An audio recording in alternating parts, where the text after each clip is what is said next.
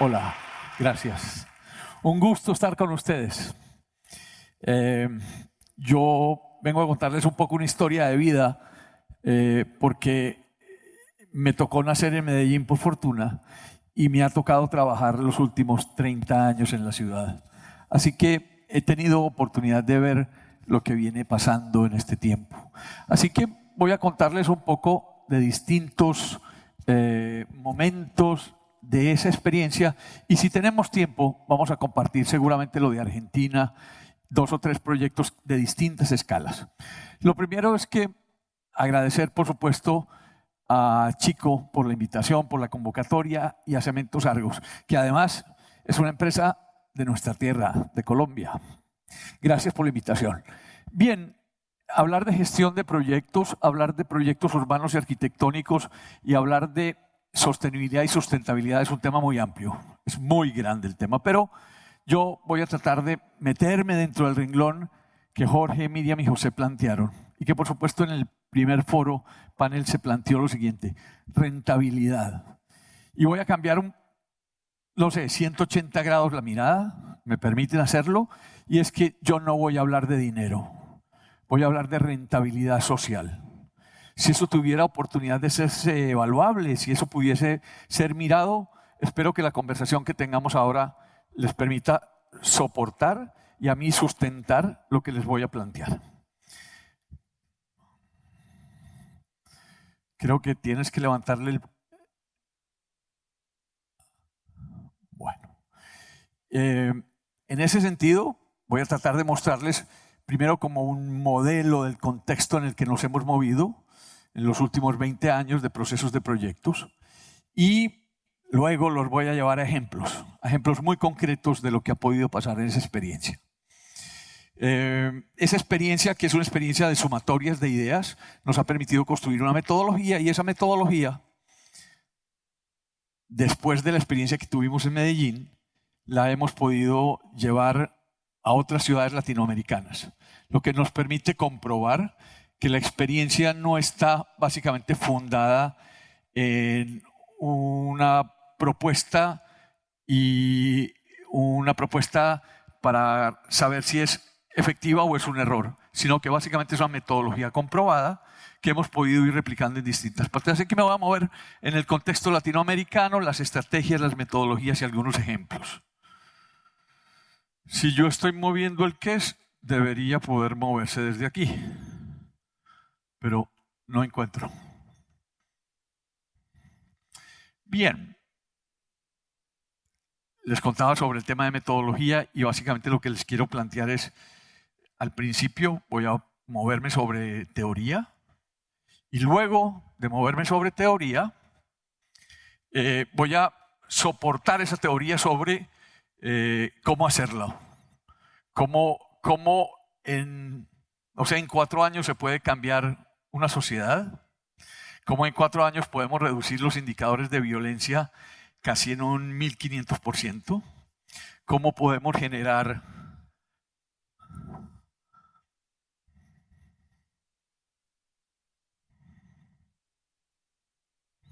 Por favor, gracias. Bueno, y en esa experiencia básicamente poder demostrar que Latinoamérica tiene condiciones muy similares en todos los sentidos. No solamente desde la alimentación, y hablo desde la biodiversidad. Latinoamérica, y podríamos hablar desde México hasta Tierra del Fuego, tiene similitud de acciones, de formas, de alimentos, de músicas, de formas de vestir, de forma de comportarse y por supuesto de ciudad. Y esa reacción de alguna manera permitiría plantear entonces que lo que se hace en un territorio, teniendo una metodología planteada, permite de alguna manera comprobar que efectivamente hay una acción a una reacción. Y básicamente lo que buscamos es darle solución a esas acciones y a esas reacciones. Así que creo que ahí estamos ya. Muy bien. ¿Estamos sin pila o qué? Bueno, la otra alternativa es hacer la capela y nos vamos en imágenes. Posiblemente dure menos o más, ustedes verán si se arriesgan, pero bueno, no, la idea es concreta. Si hay posibilidades de mejorar las condiciones de Latinoamérica hoy, deberíamos entender que analizando la data cuantitativa y cualitativa de un territorio, podríamos hacer acupunturas urbanas que mejoren las condiciones de nuestro territorio. Si sabemos dónde hay problemas de conectividad, de mejoramiento integral de barrio, y con esto digo vivienda, medio ambiente, infraestructura, espacio público, pues podríamos darle soluciones muy concretas a los temas. Y si eso está bien hecho, y no lo digo desde la parte estética, sino que lo digo desde la parte ética, seríamos capaces de comprobar que las soluciones están allí. Y deberíamos entonces empezar a recibir en indicadores cuantitativos y cualitativos que efectivamente las cosas se superan. Así que en la medida en que les pueda mostrar eso, voy a darles tránsito. Vamos, una a una. Bueno, Latinoamérica. Somos biodiversos y como biodiversos somos igual de complejos en ese proceso. Quiere decir que de esta población latinoamericana tenemos una enorme responsabilidad en este proceso. Somos además multiculturales. Somos multiculturales y como esto plantea, tenemos una enorme dificultad en los procesos del hacer. Nos encontramos con muchas situaciones distintas en cada territorio que llegamos. Y planteo desde siempre que hay un tema antes de ser ciudadanía y es que nuestras ciudades tienen una enorme posibilidad en términos de encontrar nuevas oportunidades y una de ellas es la oportunidad económica. Y con esto planteo que tenemos visitados, que normalmente es lo que ocurre con los turistas, somos visitados y además de eso, no, está loco el tema. ¿Ya? ¿Hay forma de controlarlo desde aquí?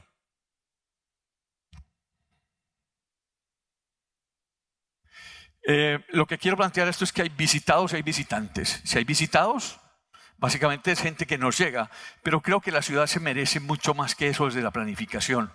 Y es que deberíamos hacer ciudad para los visitados y los visitantes. No solamente para los turistas que llegan, sino que insisto en que nuestros barrios deberían ser lugares para hacer turismo interno. Eso quiere decir que nuestras familias deberían tener la enorme oportunidad de recorrer los barrios y al recorrer los barrios ser parte del turismo de la ciudad. Eso significa que tengamos unos ojos distintos para estar. Siguiente. Bien, Latinoamérica tiene unas condiciones muy especiales. Y digo, dentro de esto significa que tenemos casi 280 millones de habitantes en pobreza extrema. Y esa pobreza extrema obviamente marca unas condiciones de inequidad, de hacinamiento, de pobreza, que por supuesto plantean unos retos y unas emergencias. Siguiente.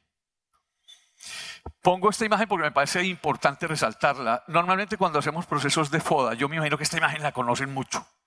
Y tiene que ver con el tema de los ODS. Se supone que para el 2030 debemos tener resuelto todo el tema de puntos de equilibrio en términos de la sostenibilidad del planeta.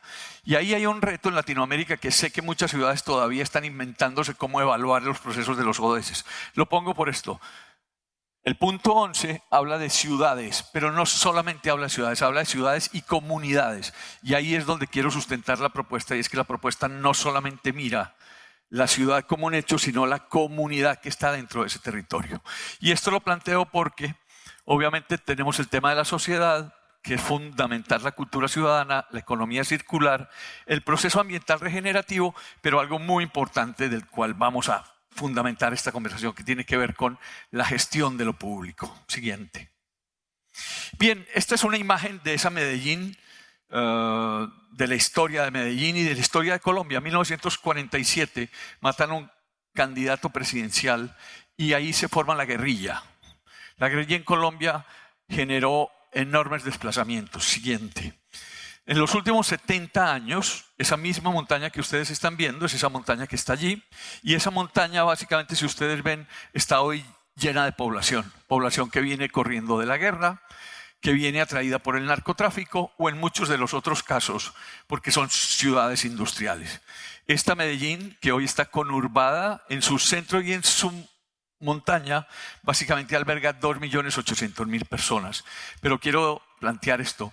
Cuando la guerra te saca de tu territorio, cuando el narcotráfico te trae a un territorio nuevo, normalmente lo que pasa es que se pierde la pertenencia hacia el territorio. Y eso obviamente desmembra a una sociedad. Siguiente. Bien, así comienzan nuestras ciudades en Latinoamérica. En los puntos de borde de ciudad, casitas, casitas, casitas, un camino, muchas dificultades, muchas precariedades. Siguiente. Y luego llega, por supuesto, los institutos de desarrollo y planificación urbana, que más o menos tienen un plan, pero es un plan que tiene muchas incertidumbres. Si ustedes ven en una ciudad de montaña, muchas formas distintas, como un sacacorchos para resolver el problema, o muchas calles de contrapendiente que básicamente en espina de pescado resuelven el tema. Siguiente.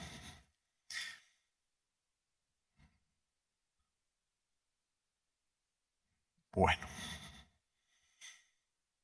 Lo que ocurre con la planeación de este tema es que ese desarrollo desarticulado un poco del proceso como se va intrincando en el territorio hace que se generen múltiples problemas que tienen que ver no solamente con el control de la ciudad o con la presencia del Estado dentro de esos territorios, sino que emergen muchos problemas que yo supongo que Latinoamérica tiene también en común, como la biodiversidad o la cultura.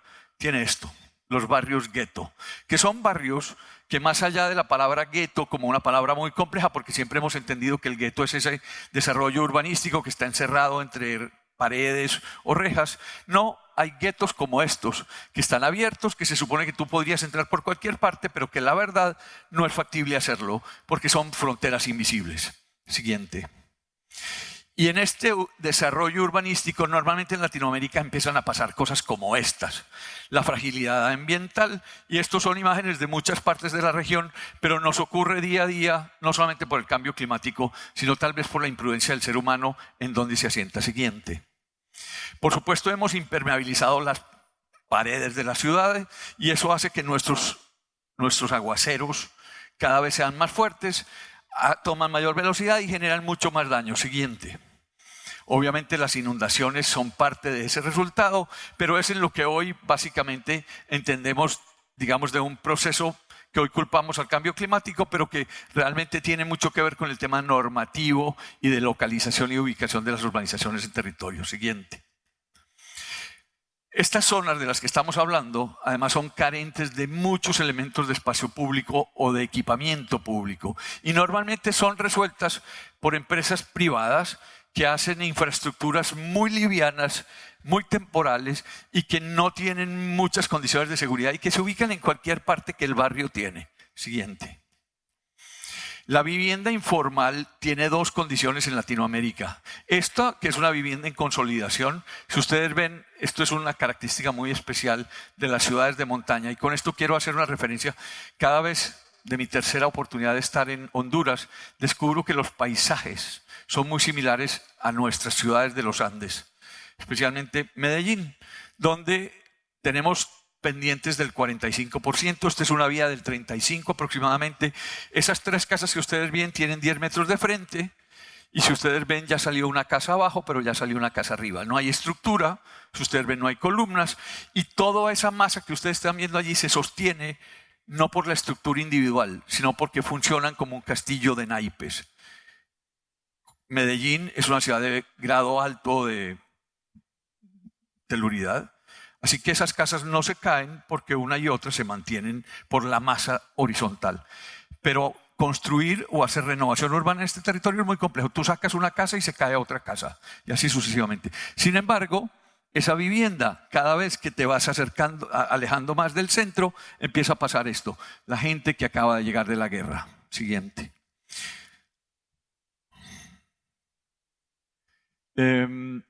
Digamos que la población que viene migrando de la guerra tiene una enorme dificultad en términos de segregación, no solamente por el color de piel, por la forma como se alimenta, la música que escucha, en fin, lo más complejo de esto, Comuna 13, ahora lo verán unos años después, son estos chicos que llegan de la zona pacífica colombiana del Chocó, que básicamente llegan a unos territorios con muy poca calidad de vida, muy poca calidad de espacio público, mucha segregación en términos de su entorno y del mismo entorno dentro del barrio siguiente. Y por supuesto, estos barrios se queman. Y se queman y se van 500 casas en una noche, como nos pasó un diciembre. Sin embargo, esto es lo que ocurre. Los jóvenes, nuestros niños, siguen en ese mismo entorno siguiente. Para el 35% de la población hondureña, que es joven, muy similar a lo que pasa en Colombia hoy también, 38%. Hay una enorme exclusión. Son chicos que difícilmente les tocaba llegar a las universidades o tener un buen colegio o inclusive tener acceso a un buen sistema de transporte público. Así que la exclusión es la gran generadora de que nuestros jóvenes hayan llegado al narcotráfico. Acuérdense que un chico que está en una esquina, que no tiene nada más que hacer, que simplemente sentarse a conversar con un par de parceros, encuentra muy fácil el llamado del narcotráfico para que enroce las filas del narco, de la parapolítica o de los paramilitares o de las FARC, etcétera, etcétera. Así que esto es lo que ocurre normalmente en territorios donde la ingobernabilidad permite que estos señores, que son los que dan la plata para el entierro, para la plata para comprar en la farmacia la droga, bueno, y esto quiere decir que finalmente el gobierno no tiene acceso a esos territorios, o estaban controlados en ese momento siguiente. Bueno, otro de los temas normativos en Latinoamérica es el uso único.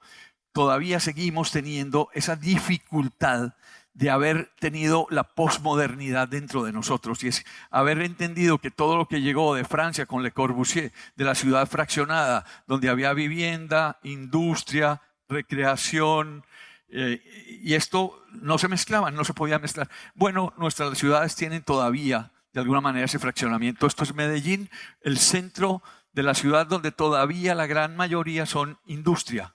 Así que debemos empezar a sacar esa industria del centro de la ciudad y darle un proceso de transformación. Pero lo primero es que la norma se tendría que actualizar. Siguiente. Bueno, transporte público, que he visto todavía en Latinoamérica, especialmente en Centroamérica, que esto ocurre mucho, y es racimos de personas colgadas de los buses, muchos de los buses siendo informales. Esto no solamente es un tema de riesgo, pero sí, por supuesto, es un tema que debe llamar la atención, porque el servicio público debería ser prestado por el Estado. Acuérdense que el día que estos señores dejan de prestar servicio, pues la gente no llega a trabajar, como en el paro que tenemos hoy en Colombia.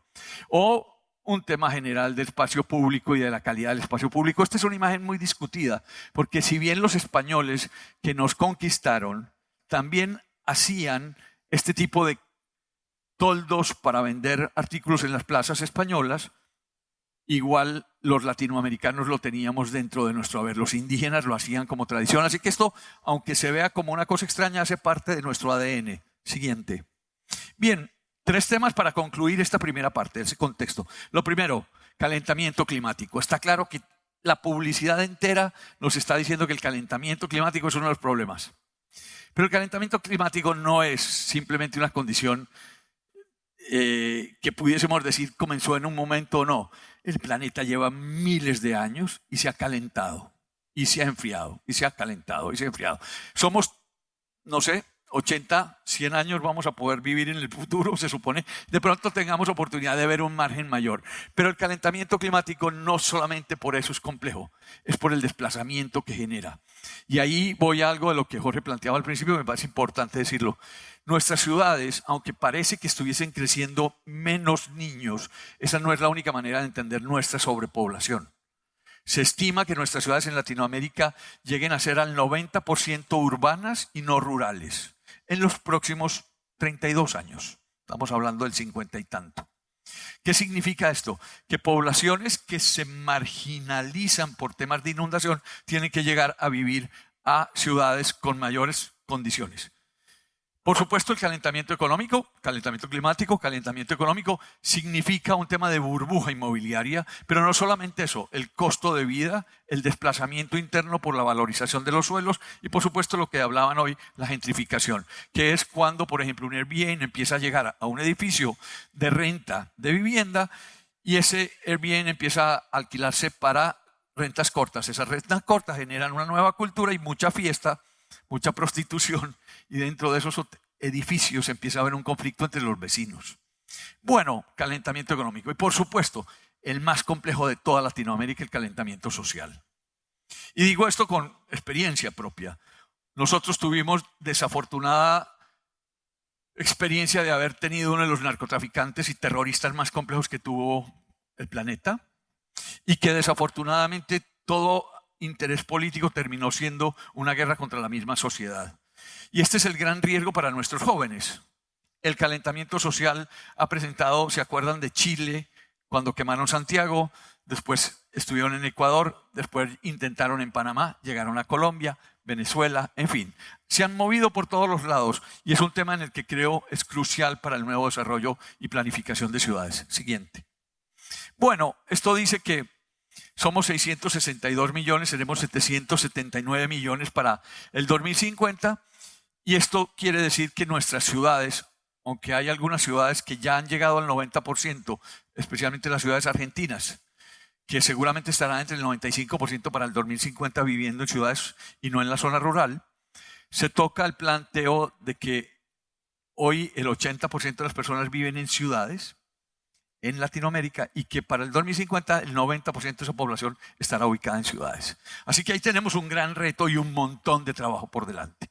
Siguiente. Bueno, ¿cómo resolver ese tema si estamos en ese paradigma? Siguiente. El plan es este. Si en vez de informar hacemos consulta ciudadana, creo que tendríamos mejor condición de accesibilidad a la data y a la solución. Segundo, dejemos de construir casas y empecemos a hacer hogares. Cambia completamente el paradigma. Es otra cosa. Y eso significa no solamente la calidad en términos de la espacialidad, la calidad en términos de la materialidad, sino tiene mucho que ver con la relación entre el ciudadano y el entorno. Y hablo del entorno hacia adentro. Yo no sé si se acuerdan de la pandemia, lo que fue pasar en familia dentro de la casa donde todos teníamos que tener red de Wi-Fi, lo que fuera, y eso significaba un montón de cambios de familia, inclusive. Bueno, de eso hablamos, de construir hogares.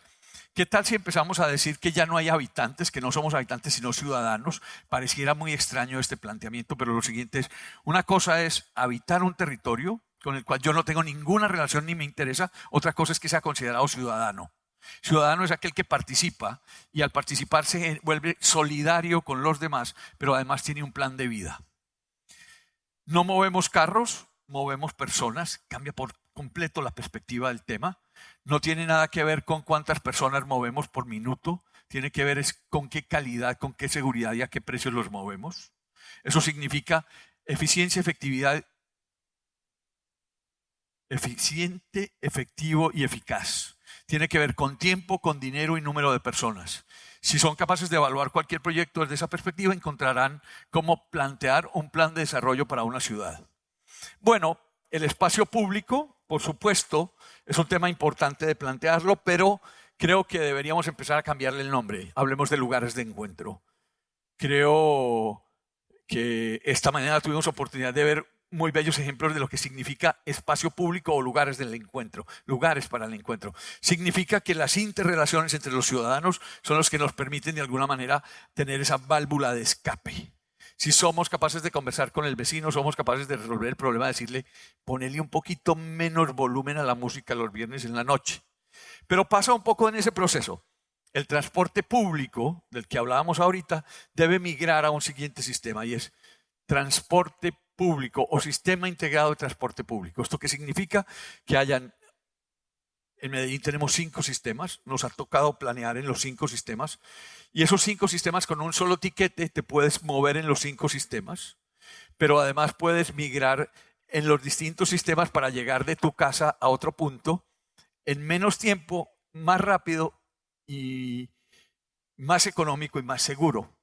Y hay un punto, por supuesto, que es el tema de políticas públicas. Y aquí cambia, por supuesto, el concepto. Política pública significa cada 4 años no hacemos nada si cada 4 años cambiamos todo. Deberíamos empezar nosotros los ciudadanos a exigir que las ciudades, nuestros administradores de ciudad, tengan una visión, ojalá, a 21 años por delante. Esto significa no generar un plan que se termine en 4 años, sino que sea un plan que llegue a cuando un niño de 0 años cumpla 21 años de edad. Y ese chico entonces habrá tenido una política pública en educación, una política pública en salud, una política pública en seguridad, etc. Bien. Institucionalidad, y vamos a meternos en este paradigma siguiente. Lo primero es que tenemos que tener data, pero la data no solamente la data gruesa, como hablábamos ahora, sino una data que para mí es fundamental, es ir barrio a barrio, hablar con los ciudadanos, hacer mesas de trabajo y tener data de ellos desde su mirada sobre el barrio. Muchas veces entramos a hacer planeación urbana y no tenemos ni idea cómo es el barrio, ni dónde se va la luz, si hay lámparas o no hay lámparas, dónde botan la basura. En fin, y yo creo que esa construcción de data cualitativa es fundamental tenerla, porque la única manera de salir de la ciudad intuitiva es la ciudad que se planifica desde la data. Siguiente.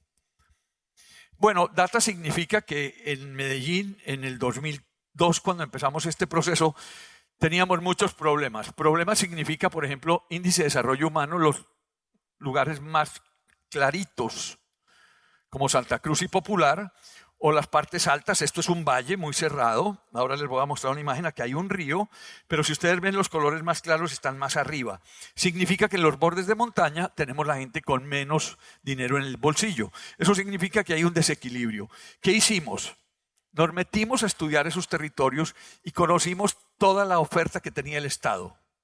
Conocimos todas las necesidades que tenía la comunidad y las cruzamos. Y según eso empezamos a hacer un master plan. Este es un master plan para un territorio de 8 kilómetros cuadrados de 320,000 personas que nos ha tomado hoy más o menos unos 20 años de proceso.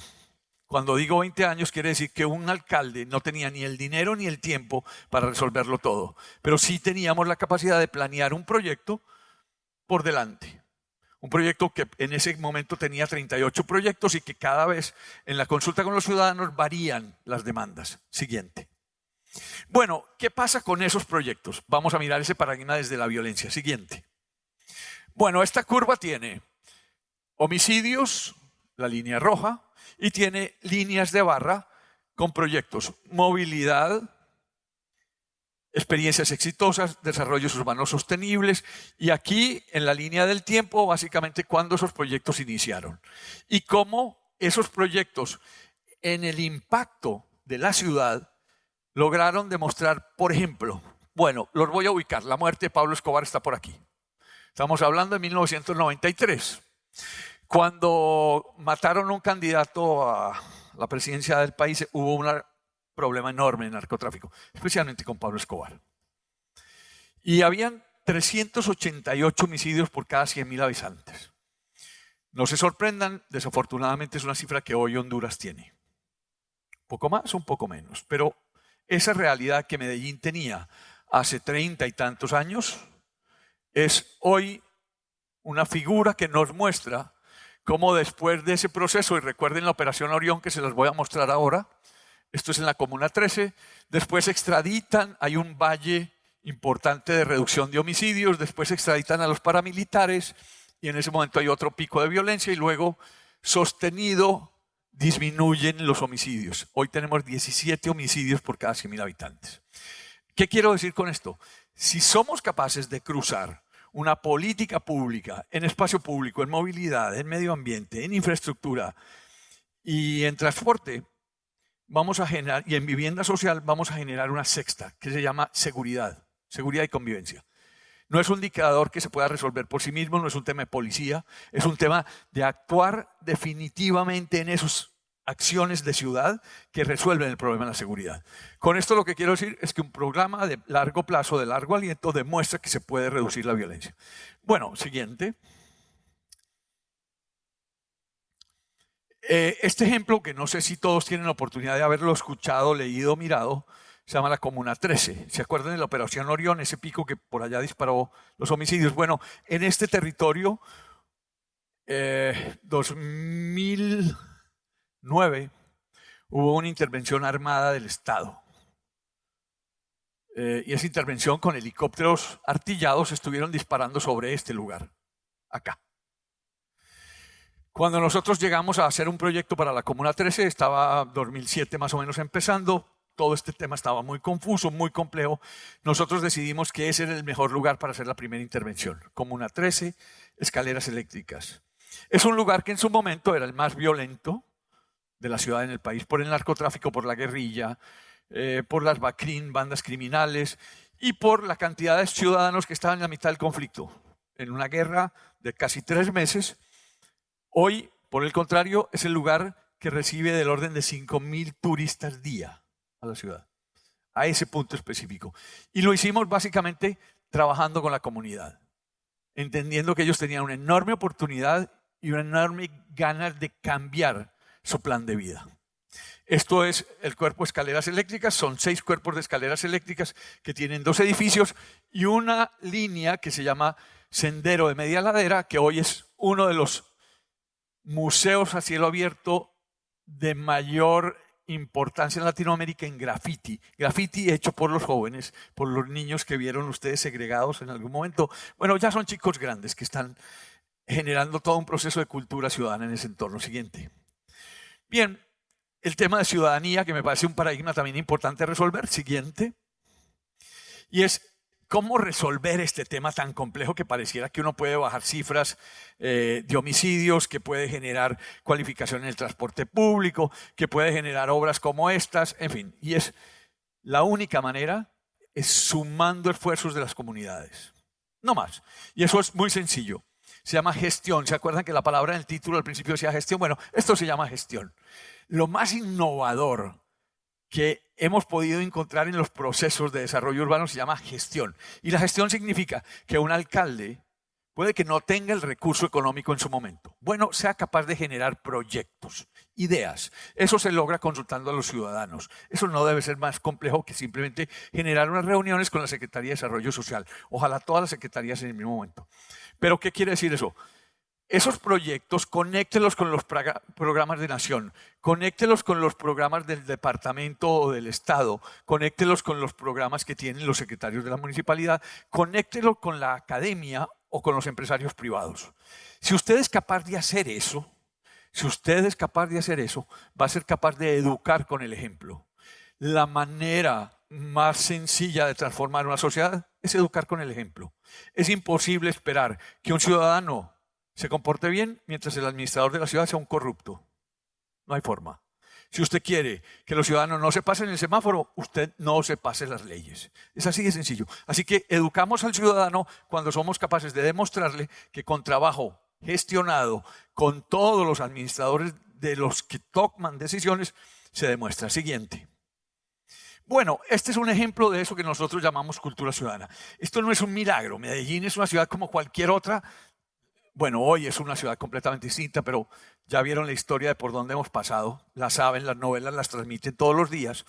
Así que Medellín hoy tiene un sistema de transporte de 8 sistemas. Esto es el tranvía de Ayacucho, un proyecto que diseñamos en el 2008, lo entregamos en el 2011, o sea que ya habíamos pasado de alcaldía, y lo inauguró la comunidad terminando la segunda administración. Así que en prácticamente 8 años fuimos capaces de construir este sistema que ahora lo van a ver. Lo que es interesante es esto.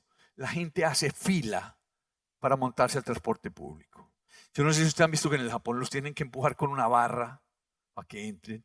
O pasa lo de la gente se cuelga por detrás o por delante del bus. Bueno, nosotros hemos entendido que la mejor manera de abordar un sistema de transporte público es por la puerta y es haciendo fila.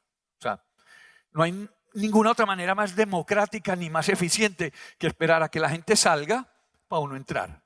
Esperar para que la gente salga para uno entrar. Es como un ascensor. Bueno, siguiente.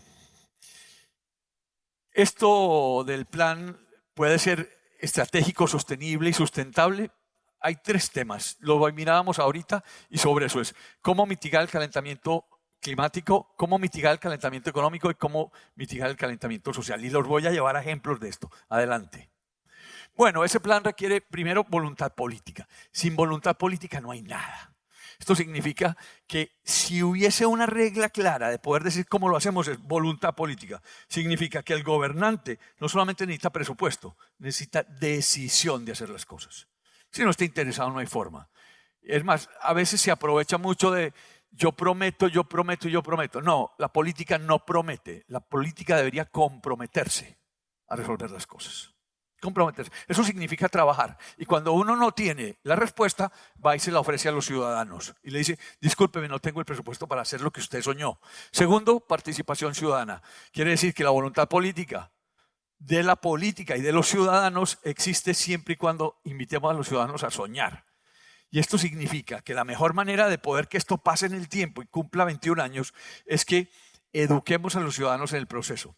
Porque nosotros somos los únicos que con el voto aseguramos la continuidad de los proyectos.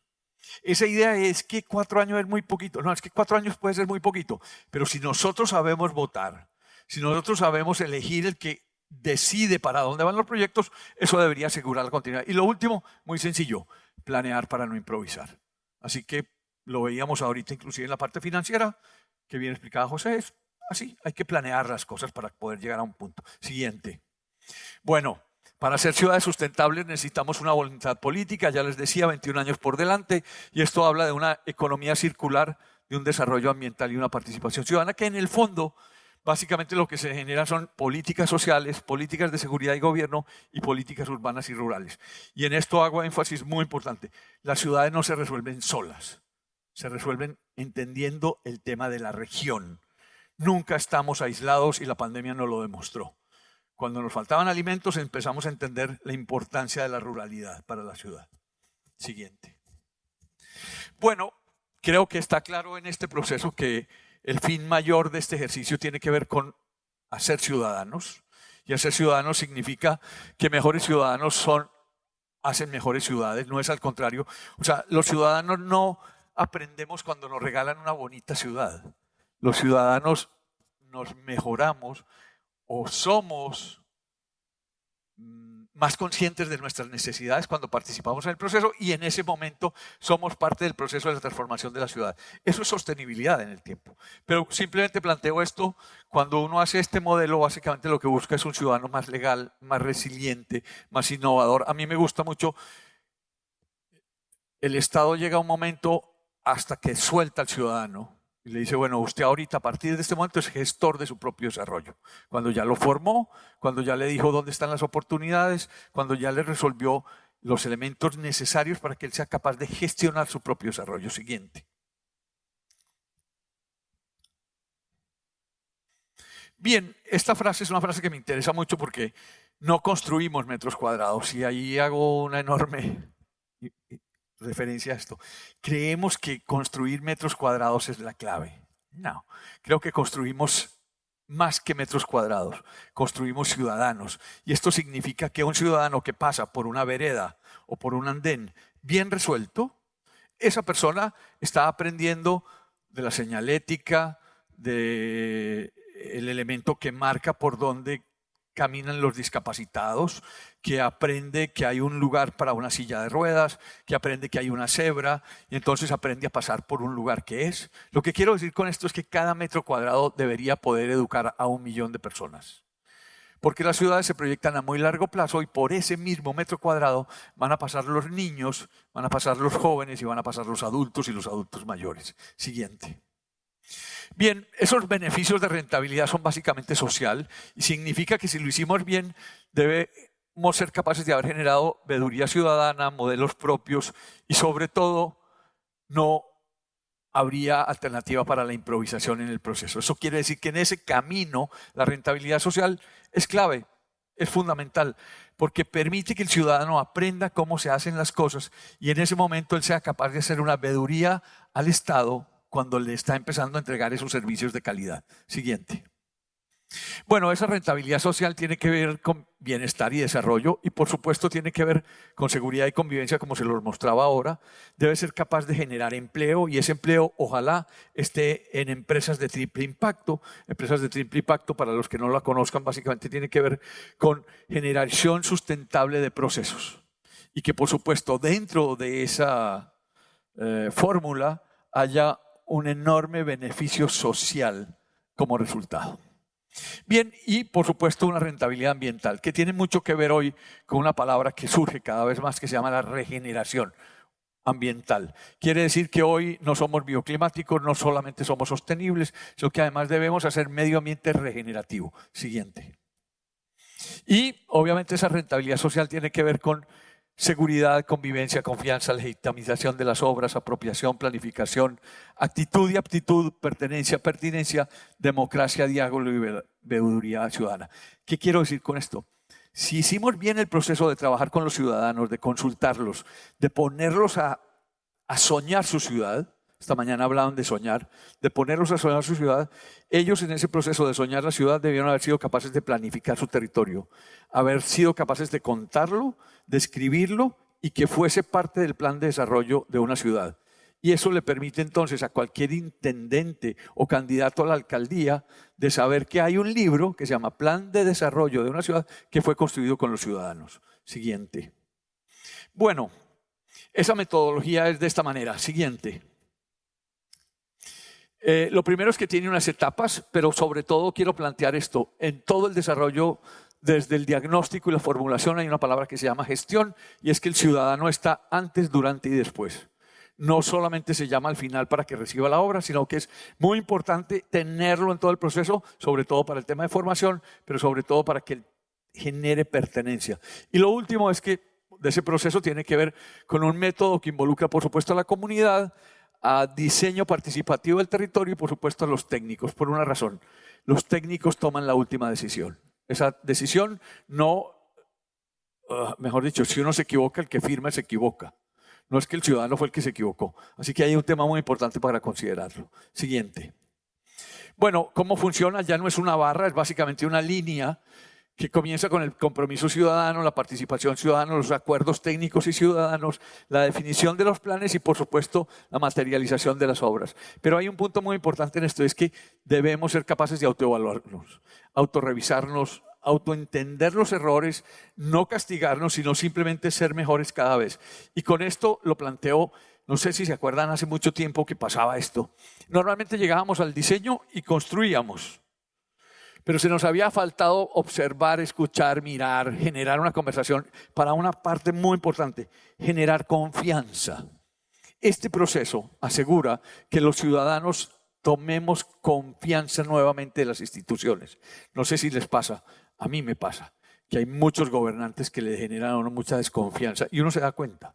O porque no transmiten bien la información, o porque no te quieren escuchar, o porque tus ideas básicamente las toman en una lista, pero después nadie conversa de ellos. Así que esto lo que busca es construir confianza para poder generar sostenibilidad y sustentabilidad en el proceso. Siguiente.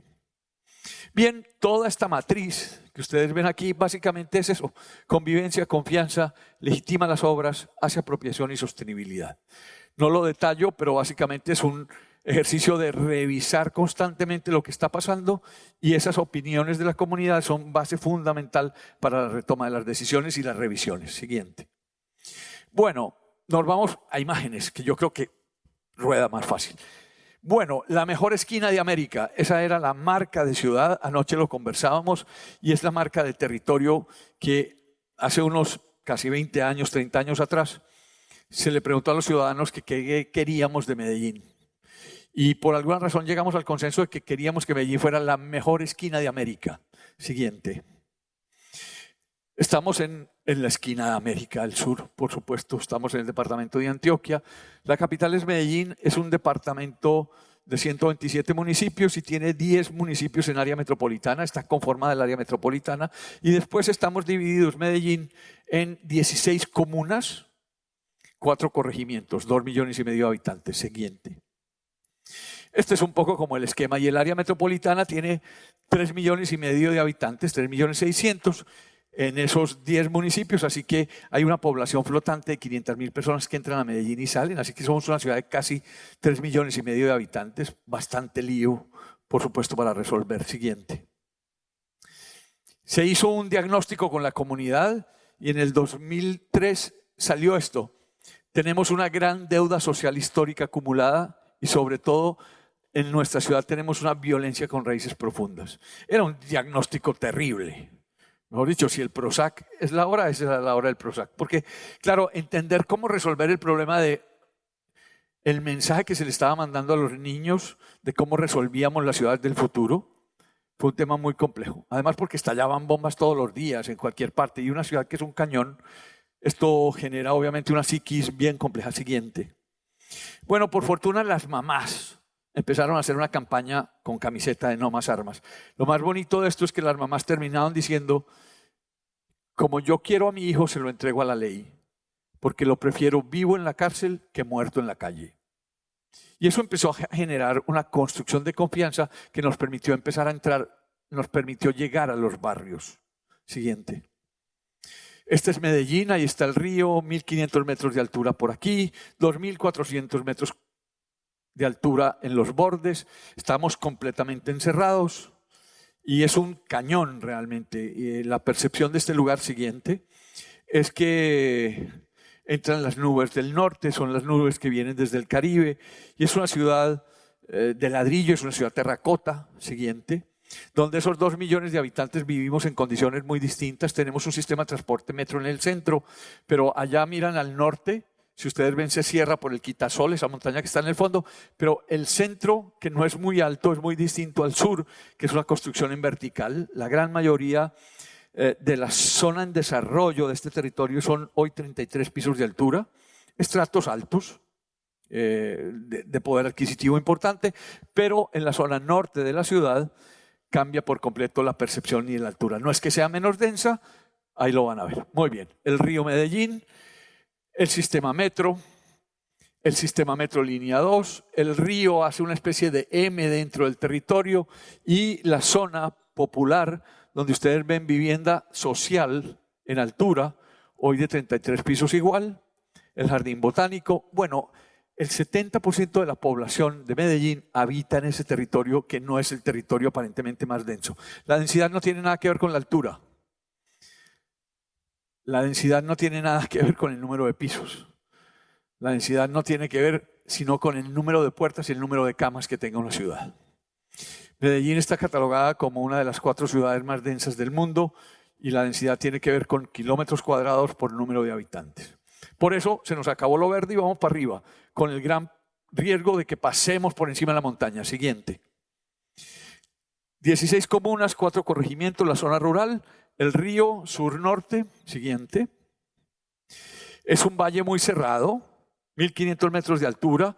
Hoy tenemos en la parte otro valle que se llama el Valle San Nicolás, 2.200 metros de altura. Antes nos tomábamos 45 minutos para llegar acá. Nos acordábamos hoy en la conversación sobre Tegucigalpa, con su nuevo aeropuerto.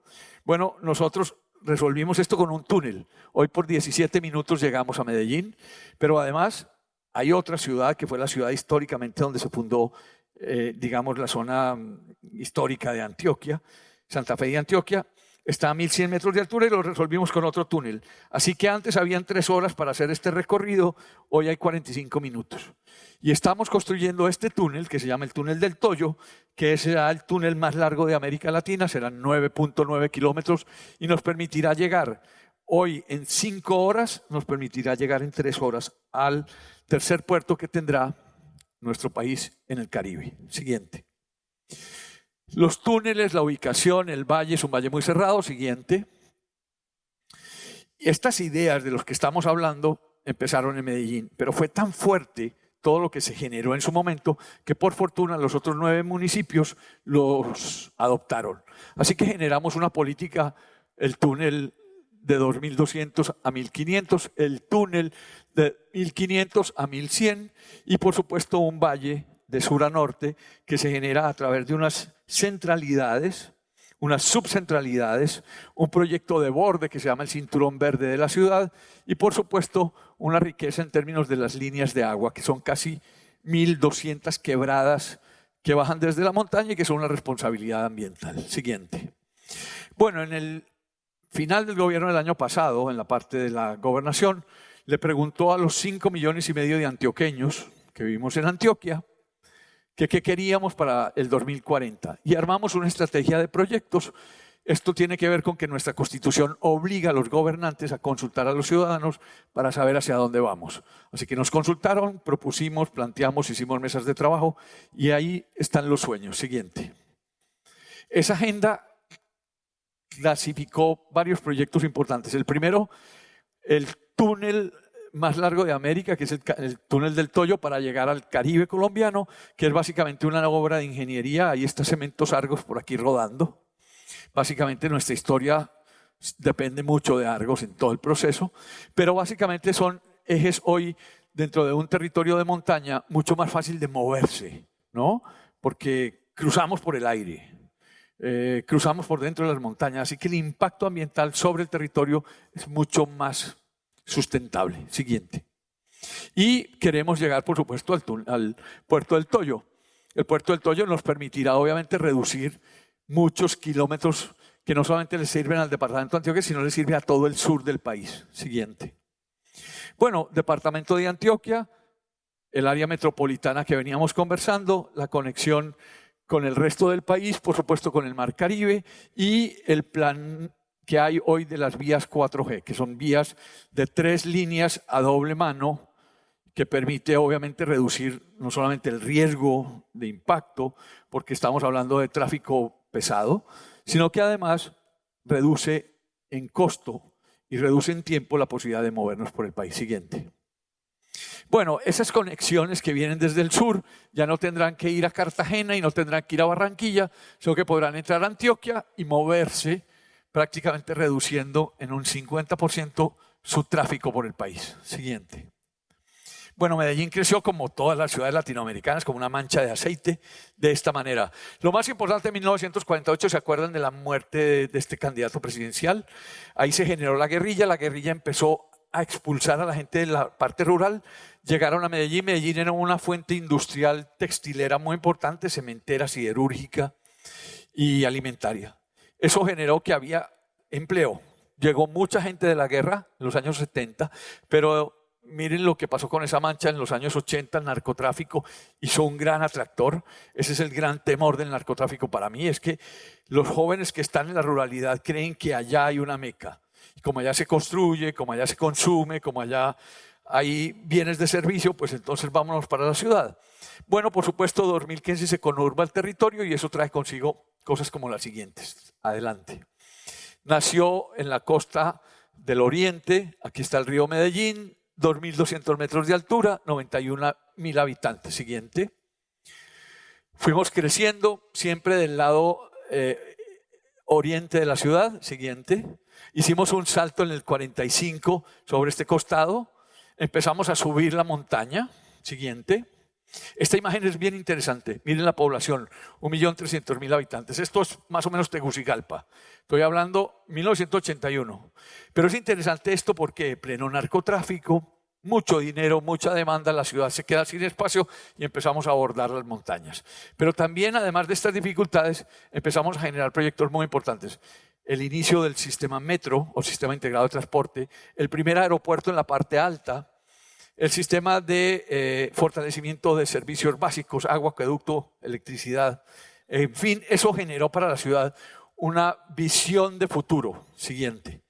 Y por supuesto, 2.600.000 habitantes en un territorio que ya no cabemos, literalmente. Así que hoy, desafortunadamente, 1.500 metros de altura, vamos en 2.200 metros de altura con el gran temor que pasemos por encima. Siguiente. Esa fue la ciudad que recibimos en el 2003. Siguiente. Y empezamos a armar una estrategia de planificación. En este ejercicio no nos tomamos más de 4 meses. Además de consulta ciudadana, íbamos generando de una vez la posición. Siguiente. Y empezamos a generar educación, cultura. Siguiente. Y íbamos poniendo todo lo que la comunidad nos decía. ¿Dónde? Y entonces empezábamos a articularlo con el sistema de transporte masivo y a poderle llevar sobre todo muchos servicios a la periferia de la ciudad, que eran los puntos que estaban con mayores problemas de seguridad y que sabíamos que el tema era falta de Estado. Siguiente. Y tenemos este master plan hasta el 2030, que tenemos claro y que los intendentes o los alcaldes siempre que llegan tienen que saber qué le van a ofrecer a los barrios para no ir a prometer elefantes blancos. No tiene sentido. O sea, ya ellos simplemente saben qué dijo la gente, cómo ha ido cambiando el proceso, pero está todo el sistema integrado, siguiente. Pero además se construyó a través de planes de desarrollo local. Cada comuna, cada corregimiento escribió desde lo social, desde lo económico y desde lo ambiental cómo imaginaba su territorio. Siguiente. Construimos el plan de ordenamiento territorial hasta el 2024. Eso da una enorme estabilidad, reglas claras para que no se cambien los procesos en el juego. Los desarrollistas constructores saben muy claramente que el gran problema es que a mí no me reciben, pero el señor del lado vino y por qué sí le recibieron a él. Cuando se cambian las reglas del juego, desafortunadamente desestimulan el desarrollo. Siguiente. Bueno, ¿cómo se construye lo que van a ver? Es una torta. Medellín tiene un importante edificio, pero no es un edificio, es una empresa llamada Empresas Públicas de Medellín. Y esto, siendo una empresa pública, funciona como un corporativo privado. Y es una empresa que básicamente maneja todos los servicios de Medellín, el agua, la electricidad, la energía, el internet.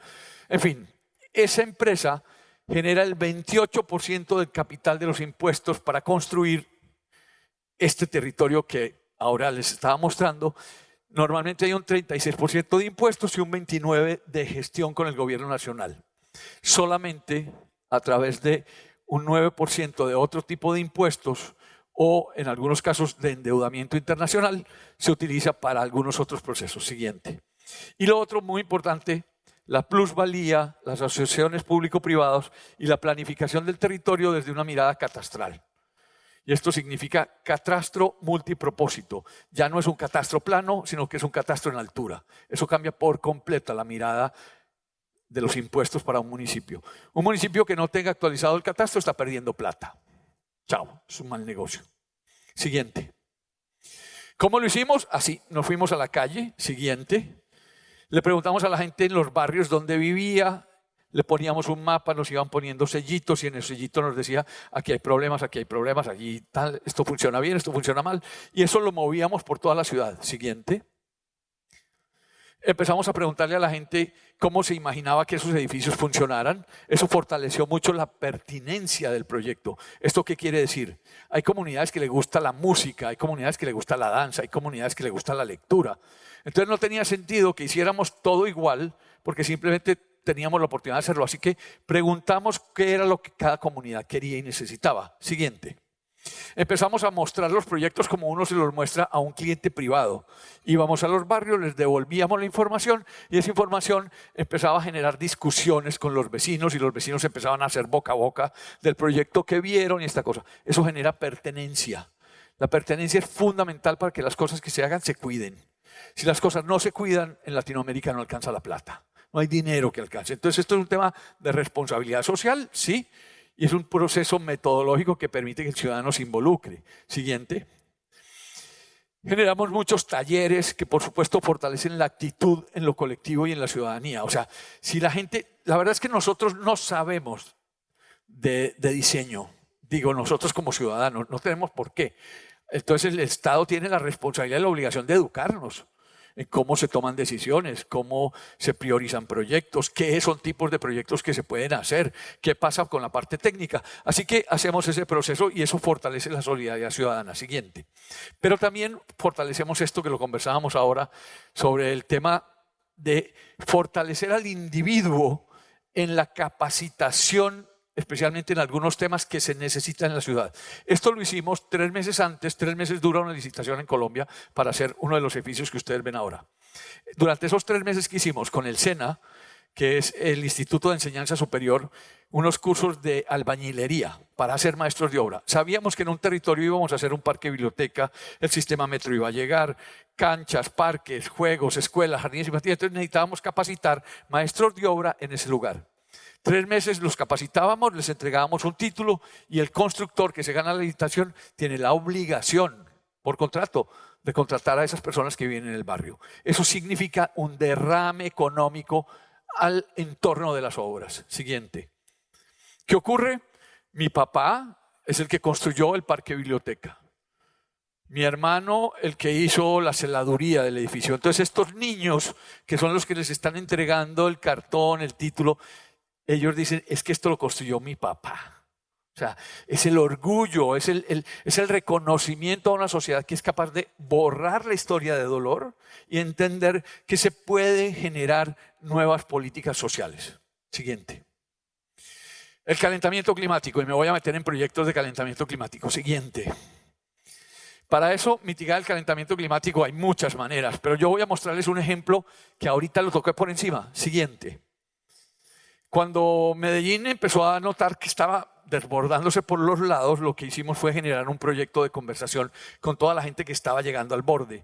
Esta era gente que venía de la guerra, que eran campesinos, que no tenían una pertenencia sobre la ciudad, no les importaba qué pasaba allá abajo. Es más, ellos no iban a Medellín. Es más, no, uno le preguntaba, ¿usted dónde vive?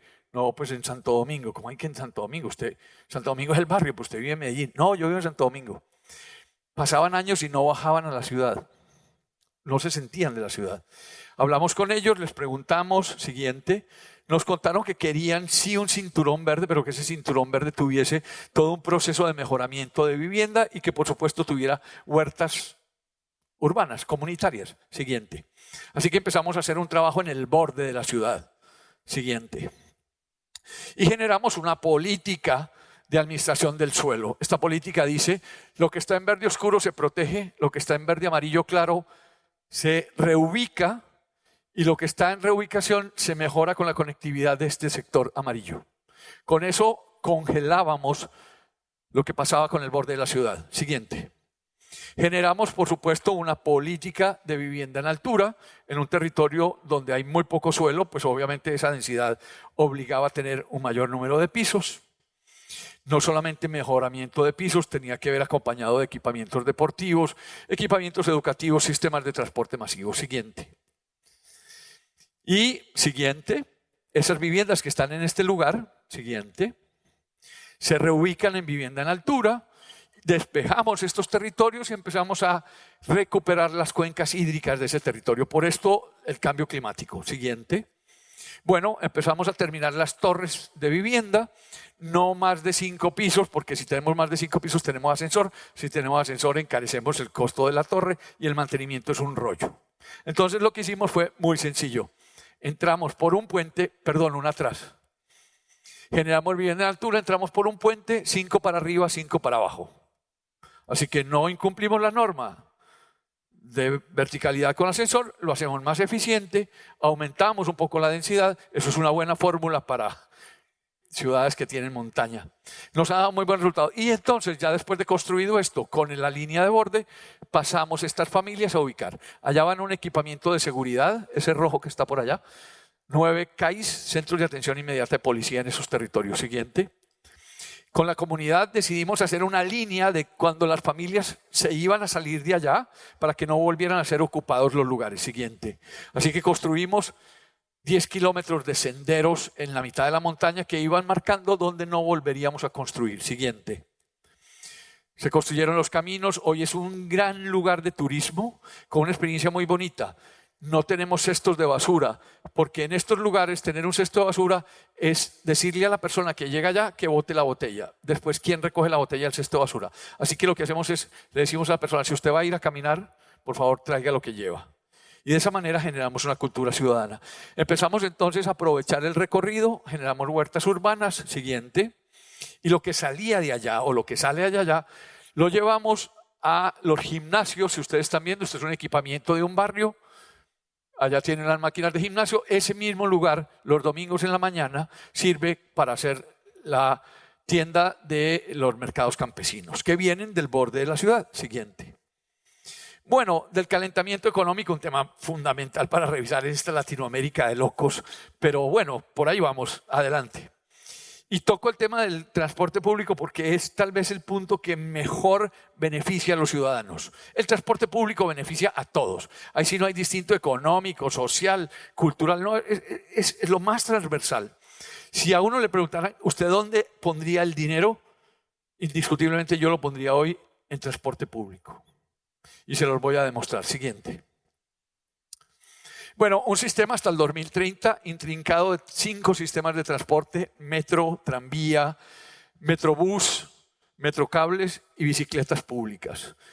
Y ese sistema podrá pasar por el túnel que les comenté para llegar al valle de Santiago de Arma, que es donde está el aeropuerto hoy. Siguiente.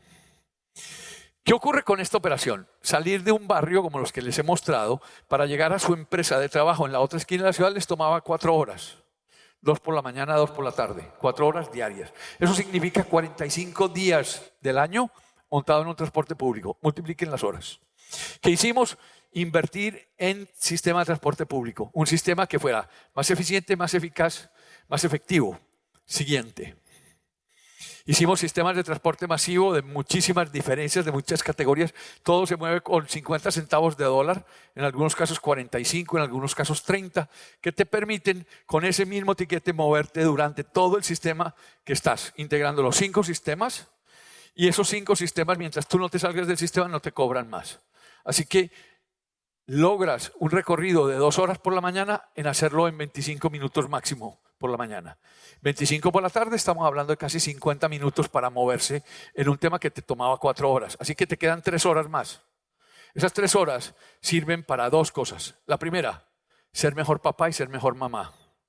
Pero la segunda, ser más competitivos. Si yo tengo tiempo para capacitarme, tengo tiempo para poder montar una pyme, etcétera, etcétera. Vamos a ver lo siguiente. Bueno, ese es el sistema de tranvía con 2 metrocables que llegan a las partes altas de la ciudad. Esto es la zona oriental, Comuna 10. Siguiente. Lo que hicimos para no cambiar el plan de ordenamiento de toda la ciudad, porque sería una locura, eso no lo aguanta nadie, hicimos en 6 meses un planteamiento de cambio de normatividad para este territorio. Queríamos reglas claras del juego. Las reglas claras del juego permitían entonces que los inversionistas público-privados, una APP, pudieran invertir en el sistema, pero no en el sistema del metro, o del tranvía, perdón. Queríamos que invirtieran en la tierra, en el suelo. Así que cambiamos la normatividad. Esto era uso exclusivo de vivienda. Pero el exclusivo de vivienda no servía para este esquema. Así que hicimos una cosa. Lo primero, vamos a hacer uso mixto. Uso mixto significa comercio, oficinas y vivienda. Pero además, pasábamos de 1.5 de vehículos a prácticamente 0 vehículos en el edificio. ¿Por qué? Porque si íbamos a invertir un recurso muy importante en el sistema de tranvía, no tenía sentido que nos montáramos la competencia con gente que tenía carro. Así que dijimos, desarrollistas, si usted quiere meter ahí, ponga el dinero. Así que hicimos el lanzamiento del proyecto. Siguiente. Cuando empezamos no había pasado nada, solamente hicimos el lanzamiento, la gente compró los predios, empezó a construir. Siguiente.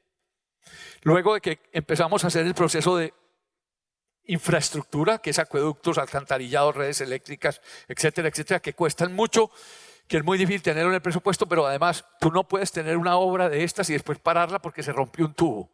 Así que esa infraestructura de acueducto alcantarillado hay que preverla para la demanda de la densidad que vas a tener a los futuros 30 años. Así que hay una inversión muy importante enterrada, pero bueno, los edificios iban avanzando. Siguiente. Los edificios ya prácticamente a punto de estar terminados. Nosotros no teníamos la obra lista todavía, pero no íbamos atrasados. Siguiente. El alcalde inaugurando el sistema de transporte y los edificios ya ocupados. Asociación público-privada. 8 años, 2 gobiernos de colores distintos que simplemente se asocian con la ciudadanía, con los desarrolladores, para sacar adelante una propuesta de movilidad, de conectividad y sobre todo de bienestar para los ciudadanos. Siguiente. Bueno, Metrocables, por supuesto, tenemos 5 líneas. Alguna vez una vecina nos dijo, queremos llegar volando. Los paisas somos así. Yo quiero llegar volando a mi casa. Bueno, llegué volando. La mejor manera de moverse en un territorio como esto es volando. Siguiente. Y para llegar volando, en los barrios populares donde empezamos a trabajar, teníamos unas vías muy anchas. Imagínense, casi 5 carriles donde no había mucho vehículo. Era gente que se movía en transporte público. Así que, siguiente. Mejoramos esos 5 carriles en una vía para arriba con bahías de cul-de-sac para estacionamiento, para descarga. Pasamos de 8 locales comerciales a 350 locales comerciales. Generamos un corredor de centro comercial a cielo abierto con todas las posibilidades de mejor calidad y por supuesto el sistema de transporte masivo por el aire, que por supuesto congela la edificabilidad en ese territorio. En este caso, como lo montamos sobre la 107, la vía 107 no tuvo detrimento sobre los edificios de los lados. Siguiente. Pero pasa esto, en un lugar donde no hay vehículos, pero donde se camina mucho, hay que hacer esto. Siguiente. Mejorar el espacio público para poder caminar. Porque las ciudades necesitan que los ciudadanos podamos llegar a pie. Eso significa mejor calidad de vida, significa dignidad, significa economías. Bueno, ¿qué les digo? Y esto simplemente se logra con mejorar la calidad del espacio público. No hay otra ecuación. Esto es una rentabilidad social. No se puede plantear en términos de si tenemos el recurso o no. Es que hay cosas en la vida que cuando no lo inviertes terminas generando narcotráfico. Ahora la pregunta es, ¿por cuál camino nos vamos? Siguiente. Bueno, ¿qué pasó con una ciudad de montaña? Que obviamente hay que hacer muros de contención y esta cosa. Utilizamos todas las obras públicas para generar graderías, muros de escalada, lugares para el comercio, lugares para que los niños jugaran, lugares donde los niños apenas empezaron a jugar no entendían qué pasaba. Ellos se montaban ahí y no sabían. El juego era que ellos fueran capaces de pedirle permiso al otro para empezar a generar confianza. Hay una cosa muy importante en estos territorios. Los niños son muy desconfiados, le tienen miedo a todo, porque han vivido con la violencia todo el tiempo. Entonces, el que ellos jueguen con alguien al lado y sean capaces de hablar con ese alguien rompe algo que es el silencio del temor. Lo que yo les decía sobre las barreras invisibles. Yo no sé si ese amiguito es de los hijos del papá que dispara por la noche. Bueno, siguiente. Y en esos lugares donde llegó el sistema de transporte masivo, donde habían basureros, tomamos los basureros, siguiente. ¿Se acuerdan de las 3 horas que quedaban libres? Hicimos 10 CEDESOS, Centros de Desarrollo Empresarial Zonal. Eso quiere decir que en estos lugares yo llego a mi barrio, me bajo del sistema, tengo 3 horas y voy a este lugar. En ese lugar hay esto, un centro de desarrollo donde me prestan recurso económico, donde me capacitan, donde me permite fortalecer una pyme. Siguiente, lo fortalezco como una especie de contrato, aprendo a hacer pizzas o empanadas o pasteles o pupusas y a partir de este proceso básicamente soy capaz de generar mi pyme, me prestan un dinero, ese dinero si yo manejé bien el negocio al año me lo condonan. Ojo con esto, un sistema de transporte, una Secretaría de Desarrollo Social, una Secretaría de Educación, una Secretaría de Salud, o sea, esto es un trabajo interdisciplinar, no solamente es una secretaría. O sea, aquí no gana ni el alcalde ni los secretarios, aquí ganamos los ciudadanos. Desde aquí, acompañados con la familia celebra que el hijo, que la mamá, que el papá empiecen a encontrar un proceso de mejora económica. Siguiente. Y empiezan a pasar cosas como esto. Es el paredón de fusilamiento de Pablo Escobar en la comuna de Santo Domingo, Comuna 1. Llega el sistema metro. Siguiente.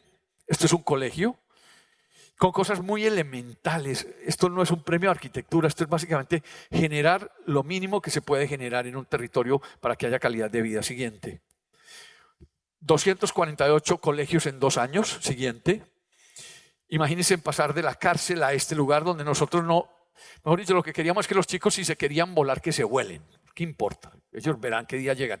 La ventaja de esto es que muchas veces nos dijeron, yo no tengo oportunidad de estudiar porque el Estado nunca me ha dado nada. Esto ya no da disculpa. Si usted no quiere venir a estudiar, es problema suyo. Nunca más puede decir que le faltaron oportunidades. El Estado le brinda colegios de calidad, así que la decisión de su futuro es suya. Eso significa responsabilidad social. Siguiente. Bueno, ¿y cómo no hablar de vivienda? Me parece que es prudente hablar de vivienda. Todo esto genera mucha demanda de vivienda. Siguiente. Y aquí cambio por completo todo el postulado. Mejoramiento integral de barrio. No solamente se hace vivienda, se hace hábitat. Y para esto significa que necesitamos transporte público, necesitamos espacio público, necesitamos equipamientos, etcétera, etcétera, etcétera. Siguiente. Hicimos muchos retos en la vivienda, hoy se tocaban, no solamente se hace vivienda nueva, se hace mucho mejoramiento integral de vivienda. Esto significa que hay 2 escalas distintas económicas. Siguiente. Aunque tenemos una demanda media de más o menos unas 250 vivienda nueva en demanda, es muy poco.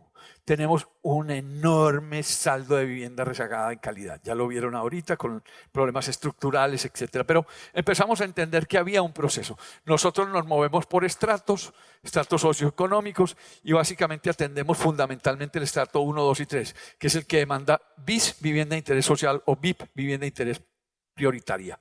Siguiente. Este es un poco como el estado en los lugares donde llegábamos. Siguiente.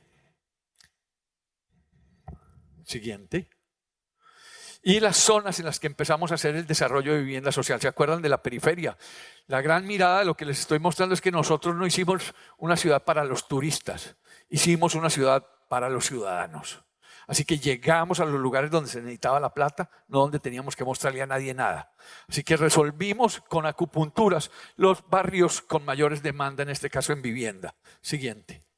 Y tenemos muchas tipologías de vivienda, baseados en concreto, formaletas, un apartamento por día, que en ese modelo lo más complejo de esto fue administrar el territorio. Y es que el problema de las lecciones aprendidas, porque hay buenas prácticas y malas prácticas, a veces enseñan más las malas prácticas, fue que la ciudadanía cerraba los corredores con rejas, porque como que ellos sentían que ahí vivía mucha gente distinta, un tema muy importante a considerar, quienes habitan un mismo edificio. O empezábamos a hacer esto, vivienda en territorios donde mejorábamos. Siguiente.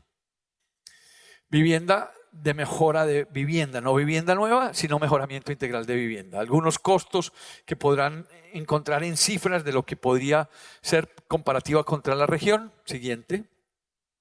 Y empezábamos a hacer este tipo de acupunturas. Pasábamos de esto a esto, con mucho trabajo social, con la oportunidad de hacer un mayor número de pisos por la fórmula que les dije de llegar a la mitad. Siguiente.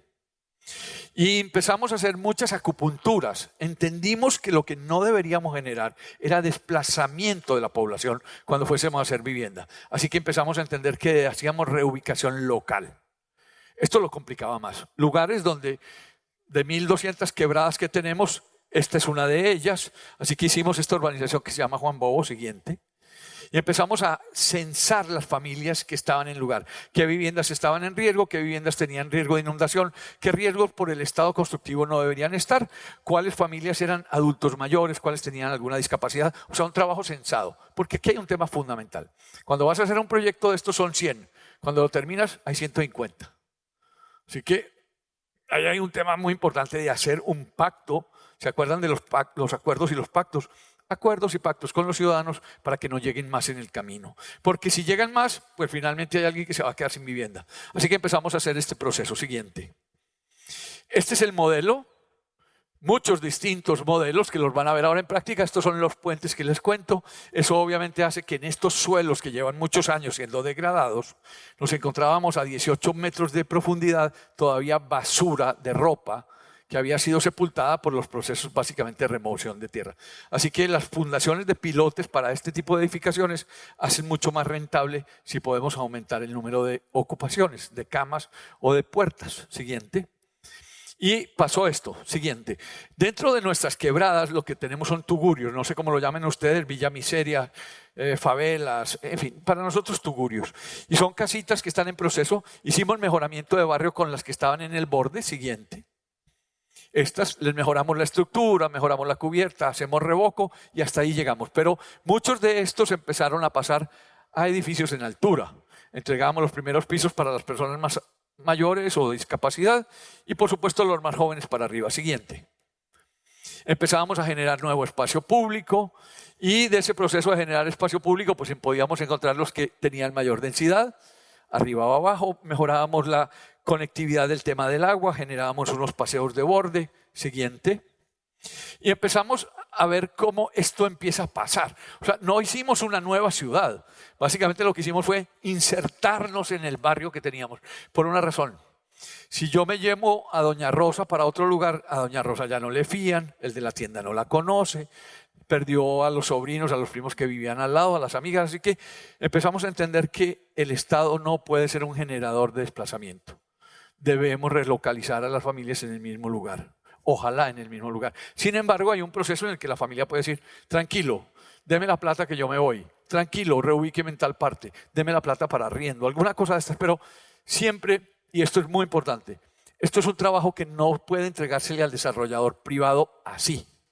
Esto necesita que la Secretaría de Desarrollo Social esté muy pendiente, porque si no, estos son suelos de $20 el metro cuadrado, que muy fácilmente se pueden volver de $360 el metro cuadrado. ¿Sí? Y si entra un privado a especular sobre esto, se vuelve una locura. Así que, claro, termina diciéndole a la gente, yo le pago $20, chao y adiós. No, hay que hacer un proceso muy concertado entre sociedad, Estado, comunidad, desarrollador privado. Siguiente. Bueno, empezamos a hacer de esas 1.200 quebradas en estos barrios muy complejos, porque aquí es donde se asienta el narcotráfico, muchos puentes. Cruzar los puentes significa que un niño de un barrio pueda ir a jugar con otro niño de otro barrio, no importa que por la noche sus papás se den bala. Así que lo que generábamos era, a propósito, lugares en el encuentro siguiente, como estos, juegos muy sencillos que no se dañan y que duran toda la vida, para que ellos aprendan a entender que yo voy para allá, pido permiso, hago relaciones. Esa idea de los columpios o de los mataculines y estas cosas, cada vez menos somos más interactivos de esta manera, generamos mucho más, no solamente motricidad y esta cosa, sino relaciones sociales, encuentro. Siguiente. Y esto que están viendo era, no sé si lo vieron, pero esto estaba en una esquina, todavía siguen los juegos, pero llegaron a la vivienda social. Siguiente. Vivienda en altura, sin ascensor, siempre entrando por la mitad. Lo que nos hace y nos permite tener hoy una rentabilidad social mayor. No estoy hablando de costos. 42 metros cuadrados es lo mínimo que tenemos nosotros para vivienda social y puede oscilar entre los 175 millones de pesos y dividen por 4, más o menos tendrán la cifra en dólares. Pero ese es el estándar. ¿Qué fue el estándar para nosotros en esto? Poder entender que un papá o una mamá llegara a la casa y quisiera fumarse un cigarrillo. Y para fumarse un cigarrillo necesitaba un balcón.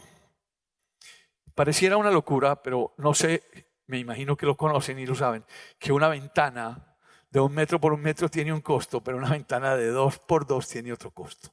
Así que empezar a generar la posibilidad de abrirse al espacio a través de un balcón es entender que una ciudad tropical pueda permitir que el ciudadano dentro de su hábitat tenga mejor confort. Siguiente. Bueno, y el calentamiento social, voy a pasar por ahí rápido, pero muy interesante. Siguiente. Por supuesto, Comuna 13, ¿se acuerdan del helicóptero que artilló en un punto? Vamos a verlo. Pasó, esto es un paramilitar. Si lo reconocen, va tapado y tiene botas. El ejército tiene casco y tiene botas. Son botas distintas. Paramilitares dándole órdenes a los militares. Ya se podrán imaginar. Siguiente. Así que nos invitaron en el 2008 a hacer un proyecto para la Comuna 13, 7 kilómetros cuadrados, 280.000 personas, 44 proyectos dispuestos a través del territorio, donde había especialmente este sendero de media ladera, las escaleras eléctricas, en fin, vamos para allá. Siguiente. Doña Rosa, después de que deja el último camión, tiene que caminar más o menos 45 minutos, a veces con el niño en los brazos o el mercadito, esta cosa, por pendientes de casi 60 grados. Por aquí baja una motocicleta. Esto no tiene más de 1,20 y así pasa. Siguiente. Este fue el lugar artillado por el helicóptero, que pasaron muchos años de no haber sido intervenido. Siguiente. Y propusimos un sistema de escaleras eléctricas para poder servir a 120.000 personas que viven en este lugar. Lo que hicimos no fue una escalera eléctrica derecha. Lo que hicimos fue partirla en 6 cuerpos para que pudiésemos aprovechar la llegada de distintas cotas de la topografía. Así podíamos hacer que la gente no estuviera andando así, sino que estuviese andando así. Funciona desde las 4 de la mañana hasta las 11 de la noche y es un sistema fantástico. Ya lo van a ver. Siguiente. Este fue el momento prácticamente recién inaugurado, los grafitis, la vivienda todavía en un proceso de conexión, las escaleras eléctricas. Siguiente. Ya con techo, ya la obra funcionando de alguna manera con un proceso de maquillaje en color, de apropiación de parte de los vecinos. Siguiente. Así empezó. Básicamente lo entregamos al servicio de la comunidad sin las cubiertas, pero eso se volvió una cosa maravillosa, maravillosa. La gente no entendía que era subir en 5 minutos lo que antes se tomaba 45 minutos. O poder subir un bulto de cemento sin problema. O sea, es que construir esta ciudad es muy complejo. Lo más bello que lo que ustedes están viendo ahí es que están exactamente igual de bien cuidadas y de limpias. Porque cuando uno le ajusta a los proyectos, a las comunidades, la gente se encarga de cuidarlo. Siguiente. Esto era, siguiente, y esto pasó. Siguiente. Esto empezó a pasar, los jóvenes empezaron a aprender idiomas para recibir turistas. He visto coreanos, japoneses, muchos norteamericanos, muchos ingleses, pero especialmente lo más bello de todo es que los jóvenes de la zona han aprendido distintos idiomas para poder hacer sus tour guía sobre las galerías urbanas. Y esto significa que no solamente se encuentran los jóvenes y la nueva cultura, sino los adultos mayores entre sus plazas, generando esa apropiación de territorio, de ciudad. Siguiente. Y así empezó a pasar el sendero de media ladera. En el primer gobierno hicimos hasta aquí, el segundo gobierno hizo hasta aquí y hoy van 3 gobiernos más que ya van por allá. Ahora tal vez vemos una imagen. La ventaja de tener un master plan es vamos para allá. ¿Cuándo? No importa, pero no pare. Keep walking, decía esta mañana. Bueno, a los niños, que pareciera que los niños no hacen parte de esta historia, son fundamentales en el proceso. Son los chicos que necesitamos cuidar con mucho más cariño para que cuando tengan 21 años sean esos ciudadanos de bien que no se dejaron tentar por el narcotráfico. Bueno, empezamos a jugar con ellos y les entregamos un montón de juguetes. Uno de esos juguetes, el preferido, fue el que llegamos a la idea de que podía ser la condición para hacer 19 jardines infantiles en 4 años. 19 jardines en 4 años. Bueno, la primera dama, una idea genial tuvo. Y empezamos a hacer manitos y esta cosa, a entender el sistema. Bueno, vamos a verlo. Siguiente. Son todo a escala de niños, los lavamanos, los bañitos, las cocinas. Atendemos 350 chicos, un comedor para 300 chicos. Tenemos sala de enfermería, pero además sala de lactancia. Cuidamos a las madres en el proceso de embarazo, así que aseguramos que esa mamá durante esos 9 meses de gestación esté protegida, cuidada. Así que es un programa no solamente de infancia, sino es un programa para mamás. Pero además empiezan a pasar estas cosas. Siguiente. En una ciudad terracota empiezan a pasar estas cosas. Siguiente. Y esto es el mejor ejemplo que un territorio, dale una atrás por favor, que la mejor imagen entre el barrio tradicional y el barrio nuevo se encuentran en algo muy sencillo, nuestros niños. Ahí no hay distinción de nada. O sea, ese es el lugar para... Nosotros no hacemos guarderías, hacemos jardines infantiles. Nosotros no guardamos niños. Creemos que ahí hay una relación muy importante. Son los únicos edificios en Medellín que tienen cerramiento. De resto, todos los edificios están sin cerramiento porque creemos que es la mejor manera de educar al ciudadano. Si le ponemos rejas, serán vulnerables, pero a nuestros niños, no. Así que es el único edificio que nosotros creemos que debe tener una delimitación para que nadie tenga oportunidad de acceder a los chicos. Obviamente, sus papás y sus mamás. Empezamos a generar una mezcla entre jardines infantiles y colegios. 1000 jóvenes, primaria, secundaria, 350 chicos con equipamiento público abierto a la comunidad y mucho espacio público que beneficia el territorio. Siguiente. ¿Qué trae esto? Bueno, pertenencia, sentido de querer estar en ese concepto, así que inmediatamente se termina un proyecto, se empieza a mejorar. Siguiente. Ese tipo de cosas con pequeñísimas acupunturas para poder llegar fácil al sistema de transporte. Esto que eran lugares de consumo de droga. Siguiente. Empiezan a pasar esto. 17 campos deportivos sintéticos de primera línea. Siguiente. Empieza a generar este proceso cultural. Siguiente. Esto. Diversidad, pero diversidad de la calidad del encuentro. O esto, vehículos por espacio público. Los carros no consumen las personas, pero además lugares de estancia. Claro, en algunos momentos tenemos que pedir a algunas familias que se reubiquen. Esto se llama renovación urbana. En estos barrios no hay mucho espacio público, desafortunadamente, así que llegar a poder hacer esto significa mucho trabajo social. 11 parques, bibliotecas como estos que están viendo. Siguiente. Generan procesos como esto, lugares para que los niños puedan hacer las tareas, lugares para poder ir a jugar en el computador, para poderse encontrar con alguien, para poder socializar. Siguiente. Para poder hacer música, casas de música, porque creemos que un chico que toca un violín jamás tocará un fusil. Y esa es la clave de entender que la cultura es el proceso de transformación fundamental en una sociedad, porque no necesitamos artistas, necesitamos gente que sea capaz de expresarse y de conectarse con los demás. Siguiente. Bueno, nuestros parceros, por supuesto que antes tenían esquinas para consumir, hoy tienen lugares donde irse a divertir, a donde encontrarse. El tema de la vida son las oportunidades. Si los dejamos en una esquina, después no juzguemos su final. Siguiente. Bueno, los chicos, y esto porque me imagino que Tegucigalpa o muchas de ciudades hondureñas tienen este mismo. 62 tanques de agua en una ciudad como Medellín. Fue una oportunidad, eran tanques de agua que estaban rodeados de verde en territorios muy frágiles, con muy poco espacio público. Entonces hubo un proyecto que se llama UVAS, Unidades de Vida Articulada. Siguiente. Lo que hicimos fue volver eso unos parques. Volvimos los tanques de agua, siguen funcionando los tanques de agua y es eso, lugares para divertirse, para encontrarse, para trabajar en computadores. 62 tanques que se entregaron a la comunidad porque era el espacio verde que tenía la ciudad en ese lugar. Bueno, y ya creo que voy cerrando al menos esta etapa y yo creo que va a ser una propuesta que presentamos para el río Medellín. El río Medellín hacía esos meandros, así que propusimos que deberíamos inundar lo que era la zona ex-zona industrial de la ciudad para generar la apropiación del agua. Siguiente.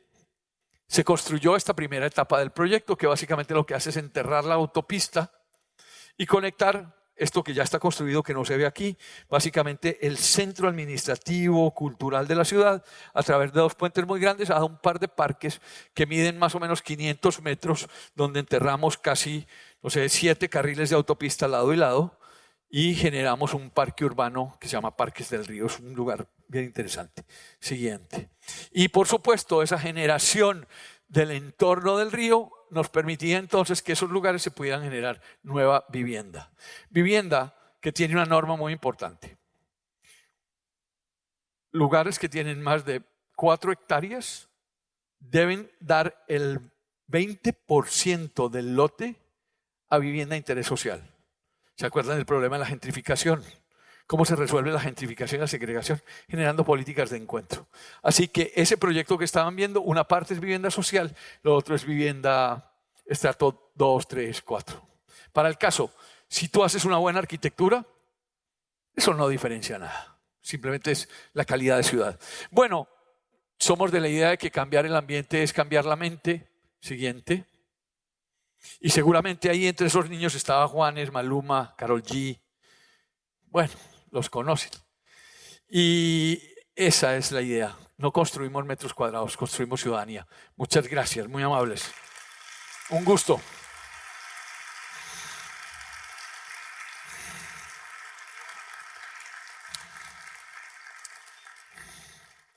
También yo soy el Instagramer de mi cuenta, así que si en algún momento alguien quiere tener una pregunta o una conversación conmigo, encantado. Muchísimas gracias, arquitecto, por esa interesante disertación. De verdad que al ver su presentación y los diferentes ejemplos que nos muestra de cómo se las han ingeniado y han creado estos espacios y estos medios de transporte que a su vez han creado un efecto dominó de cosas positivas en ciudades como Colombia, las que ustedes tienen y las que nos han mostrado hoy. De verdad que cómo dan ganas de que cosas así se hagan en nuestro país, por el potencial que tiene y por las bondades que ofrece nuestro territorio. Así que nuevamente muchas gracias. ¿Sabes qué? Hablábamos ahora de algo que es muy interesante. No solamente se puede hacer, sino que se debe hacer. Nosotros, los ciudadanos, debemos ser capaces de demandar que estas cosas mejoren a nuestra comunidad. Así que es una responsabilidad, es un deber. No solamente es que se pueda, es que se debe hacer. Vamos a leer solamente un par de preguntas y luego continuamos con el programa. Tenemos aquí un comentario, dice Herminio Matute, maravilloso el desarrollo alcanzado. Cuando habla de hicimos, el liderazgo de todo era la alcaldía, la municipalidad y la independencia de los gobiernos centrales es la variable clave para lograr esos avances, la ejecución y esa visión a largo plazo. ¿Es así? Sí, hablar de hicimos es hablar de un equipo enorme que es todas las secretarías, la alcaldía, por supuesto, con relación con la gobernación y muchos proyectos con nación, pero sobre todo con una estrategia. Se llama Empresa de Desarrollo Urbano de Medellín, EDU. La EDU es una entidad fundada en 1991 que básicamente manejaba propiedad horizontal. En el 2003, cuando tuvimos oportunidad de trabajar con el gobierno, se decidió que esa entidad debería ser capaz de manejar no solamente la planificación del territorio, sino la administración de la construcción y del proceso social. Así que fuimos capaces de integrar todo el tema social, todo el tema de licitaciones y construcción y todo el tema de animación de los proyectos. Así que le permitió a la ciudad tener la cercanía y el pulso de la comunidad, pero por supuesto responder a las necesidades que cada vecino o el grupo de vecinos tenía. Así que sí, esa administración Medellín. Excelente, aquí viene otra consulta que va ligada a este mismo tema. Dice, ¿cómo logramos escuchar al ciudadano que declare sus necesidades y que entienda que es probable que su generación no logre ver el impacto a corto plazo, pero que sí evolucionará en su comunidad? La mejor clave es construir confianza. No hay otra. Yo creo que nos pasa a todos. Lo más difícil es cuando uno dice, esto no avanza, nadie me pregunta, nadie me cuenta. Así que la construcción de confianza es básicamente llegar a los vecinos. Cuando llegamos nos trataron supremamente mal, nos dijeron que éramos tan corruptos como todos los de aquí para atrás, que eso no iba a pasar, que eso no podía. Y nosotros dijimos, miren, nosotros venimos de la academia y del ejercicio profesional individual. Esta es una oportunidad para transformarlos, créannos, porque no hay ninguna otra manera de que esto pase. Y fue muy sencillo, empezamos a hacer cada 8 días reuniones con los barrios. La gente llega al principio, uy, un montón, el chisme es fantástico, ¿cómo así que van a cambiar el barrio? Pero a los 15 días empieza menos gente, menos gente, menos gente. La clave está en no dejar de ir. Yo iba, me paraba allá, venían al principio 30, después 10, después 4, después 20, después 1, después nadie, no importa. Yo volvía o volvíamos pues, y volvíamos y volvíamos y volvíamos, por una razón. La gente después empezó a volver porque le daba pena con nosotros. Decía, ¿cómo así que este señor en serio vienen para acá a trabajar? O sea, y nosotros estamos en la provincia. Entonces empezamos a generar un efecto de, hey, aquí estamos, vengan. Y empezamos a construir confianza, construimos confianza y aprendimos a entender, a escucharnos, a evaluar las propuestas y a decirles a ellos una cosa que es muy interesante metodológicamente. Porque imagínense que ustedes fueran a un barrio y yo les preguntara qué quieren. Todo el mundo empieza a hablar. Lo primero es, aprendamos a escuchar. Ojo pues que esto se llama pedagogía urbana, ¿no? Aprendamos a escuchar. Entonces la gente dice, ah, no, sí. Pero entonces empezamos a escuchar y no estoy de acuerdo con algún vecino que dijo que quería una piscina. Entonces uno dice, bueno, lo primero es, vamos a escucharlo. Segundo, levanten la mano. Y muy importante, para poder hablar, escucha al otro para que usted pueda interponer. Pero sobre todo, respeto en las palabras. Porque puede que usted no esté de acuerdo, pero no tiene derecho a respetarlo. Esa era como la primera filosofía. Así que empezábamos a entender que no solamente hablábamos de edificios, hablábamos de ciudadanía. Tratábamos de convertirnos en ciudadanos que fuéramos capaces de respetar al otro y de escucharnos. Y sobre todo, además, decíamos otra cosa, que no sé si le ha pasado alguna vez siendo funcionarios públicos, y es que la gente cree que porque uno es funcionario público tiene derecho a maltratarlo. Entonces nosotros decíamos, usted tiene todo el derecho a ponerse bravo con quien quiera, pero respéteme porque yo antes de ser funcionario público soy Gustavo Restrepo, así que a mí me duele si usted me maltrata y no espere que yo le responda bien si usted me maltrata. Entonces empezamos a generar un diálogo que finalmente construyó diálogo, construyó confianza y fuimos capaces de prioridad. A la persona que nos pidió la piscina, porque nos las pidieron varias veces, cuando empezaron a escuchar las necesidades de sus vecinos, se dieron cuenta que las necesidades de sus vecinos eran más importantes que las de ellos. Y aprendieron a poner su sueño después de muchos sueños. Nunca se perdió el sueño. Construimos muchas piscinas también. Fabuloso. Nuevamente un aplauso, por favor, para despedir al arquitecto. A ustedes, gracias. Un gusto. Muy amable.